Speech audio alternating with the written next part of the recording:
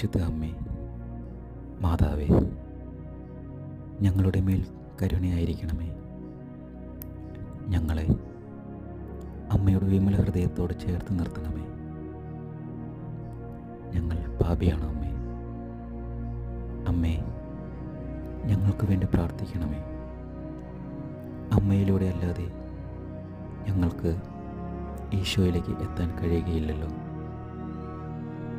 കാൽവരിയിലെ കുരിശുമരണം വരെ ഈശോയോടൊത്ത് ചേർന്ന് കുരിശിൻ ചുവട്ടിൽ കണ്ണീർ പൊഴിച്ച പരിശുദ്ധ അമ്മേ, ഞങ്ങളെയും എല്ലാം സഹിച്ച് ഈശോയോടൊത്ത് ചേർന്നിരിപ്പാൻ ഞങ്ങളെ സഹായിക്കണമേ.